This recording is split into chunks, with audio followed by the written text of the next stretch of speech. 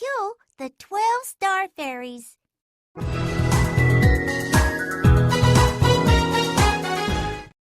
정자각과 비각을 지나면 쌍분의 형태를 하고 있는 두 개의 봉분이 등장한다.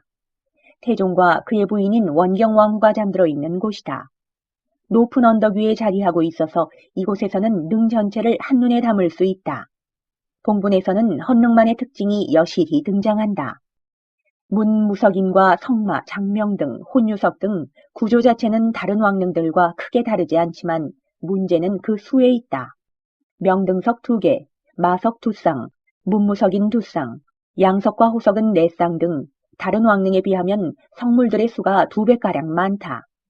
이는 헌능이 고려 왕릉을 기초로 만들어진 탓도 있지만 가장 중요한 이유는 아들인 세종의 효심 탓이다. 세종은 우리 민족에게 있어 가장 위대하고 현명한 왕으로 태종과 원경왕후의 아들이다. 효심이 지극했던 세종은 집권 후 사이가 좋지 않았던 부모님의 화해를 바라며 난간석을 만들었고 무덤이 오래도록 보존되기를 바라는 마음에 성물들도 2배가량 설치한 것이다. 실제로 세종의 묘역도 이곳에 잠시 조성되었었다. 현실적인 조건과 새로운 무덤이 조성되면서 옮겨졌지만 세종의 유언은 아버지 어머니와 함께 묻히는 것이었다고 한다. 오늘날 볼 수 있는 헌능의 웅장하고 거대한 규모는 세종의 효심이 있었기 때문에 가능했던 일인 셈이다. 헌능은 서울 도심지에 위치해 있으나 주변에 큰 건물이나 번화가가 없어서 호젓하고 고요한 분위기가 주를 이루고 있다. 자연적이고 평화로운 능의 공기와는 정반대되는 치열한 삶을 살았던 태종. 조선 600년의 방향을 결정한 그의 생은 과연 어떠했을까? 이방원은 이성계의 5째 아들로 태어났다. 본래라면 왕위와는 크게 연관이 없을 자리이지만 이방원은 탁월한 능력으로 왕위 계승권을 따낸다. 어려서부터 가문의 유일한 과거급제자로 이성계의 총애를 받던 이방원은 역성혁명이 시작되면서 두각을 드러내기 시작한다. 정도전과 이성계를 주축으로 한 역성혁명, 그 선두에 서서 진두지휘한 인물이 바로 이방원이었다. 정도전에게 정치를 배우고 이성계를 보필하며 한 걸음 한 걸음 혁명을 향해 나아가는 길 위에서 이방원은 그 손을 피로 물들였다. 이성계에게 반대하는 세력에게는 가차없이 칼을 들이댔고 언제나 그 선봉에 섰다. 고려의 마지막 충신이자 한때 함께 개혁을 꿈꿨던 정몽주 역시 선조교에서 그의 손에 죽고 말았다. 이성계가 후덕하고 인자한 인품으로 많은 인망을 쌓을 수 있었던 것은 이런 이방원의 노력과 뒤에서 힘을 쓰는 정도전의 힘이 있었기 때문이었다. 이윽고 세세의 역성혁명은 성공하고 이성계는 새로운 나라 조선의 왕이 된다. 여기서부터 이방원의 진정한 싸움이 시작된다. 이성계의 머리 역할을 하는 정도전이 꿈꾸는 것은 재상 중심의 국가, 오늘날 입헌군주국과 비슷한 정치 형태를 한 조선이었다. 반면 이방원이 꿈꾸는 것은 강력한 왕권을 중심으로 한 중앙집권국가. 둘의 길은 달랐고 서서히 이방원이 배척되기 시작한다. 전국에서 조금씩 밀려나고 그를 따르던 이들도 요직에서 교체되었다. 이런 상황에서 이어진 배다른 막내 동생 방석의 세자책봉.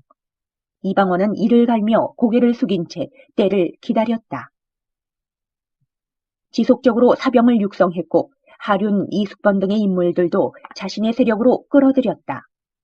결국 1398년 8월 26일 이방원과 그 일파는 제1차 왕자의 난을 일으킨다. 이성계가 병환으로 누워있을 때였다. 수십 명으로 이루어진 사병을 이끌고 이방원은 정도전을 급습하고 이 난으로 결국 정도전과 남은 등 공신 세력들이 모두 죽고 만다.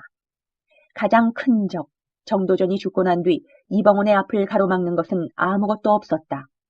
늙어버린 아버지의 질책도 스승을 죽인 냉혈한이라는 세상의 눈도 두렵지 않았다. 결국 이어진 2차 왕자의 난으로 이방원은 세자가 되고 왕이 되었다. 왕이 된 이방원이 가장 먼저 한 일은 강력한 왕권을 수립하는 것이었다. 자신을 왕으로 만들어준 사병제도도 혁파하고 공신들 역시 귀양 보내거나 죽여버린다. 후환을 없애기 위함이었다. 이러한 일련의 일들이 지나고 나자 이방원은 명실상부한 조선의 1인자로 강력한 왕권을 휘두르게 된다.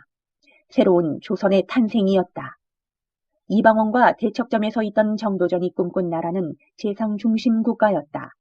피로 이어지는 왕에게서는 폭군이 나올 수도 미친 왕이 나올 수도 있다.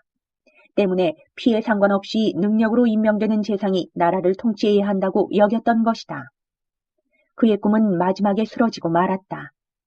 죽기 전 남겼다는 시 한 수를 통해 그의 안타까움을 알 수 있다. 조심하고 조심하여 공력을 다해 살면서 책 속에 담긴 성현의 말씀을 저버리지 않았네. 30년 긴 세월 역경 속에 쌓아놓은 업적이 송현방 정자의 한 잔 술에 허사가 되었네.